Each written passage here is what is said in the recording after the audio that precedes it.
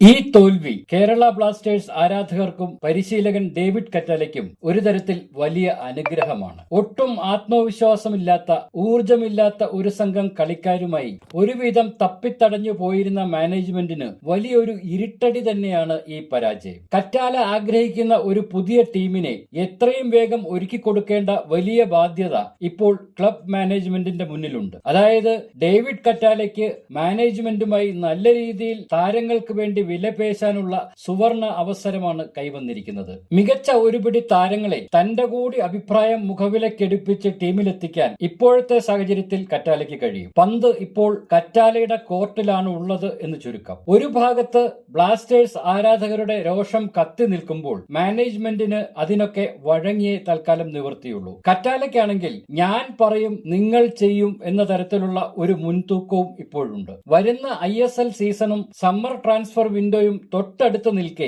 ദ്രുതഗതിയിലുള്ള നീക്കങ്ങളാവും കേരള ബ്ലാസ്റ്റേഴ്സിൽ നടക്കുക. ഒരുപക്ഷെ മാനേജ്മെന്റിന്റെ കടുംപിടുത്തങ്ങളിൽ നിന്ന് മോചിതനായേക്കാവുന്ന സ്പോർട്ടിംഗ് ഡയറക്ടർ കരോലിസിനും കൂടുതൽ സ്വാതന്ത്ര്യം ലഭിച്ചേക്കാനുള്ള സാധ്യതയുണ്ട്. അതിനാൽ തന്നെ കളിക്കാരുടെ തിരഞ്ഞെടുപ്പിൽ പരിശീലകന്റെയും കരോലിസിന്റെയും താല്പര്യങ്ങൾക്ക് തന്നെയാവും ഇനി മുൻഗണന. എന്തായാലും പുതിയ സീസണിന് മുന്നോടിയായി നല്ലൊരു ടീം തന്നെ കേരള ബ്ലാസ്റ്റേഴ്സിന് വേണ്ടി അണിനിരക്കുമെന്ന് നമുക്ക് കരുതാം.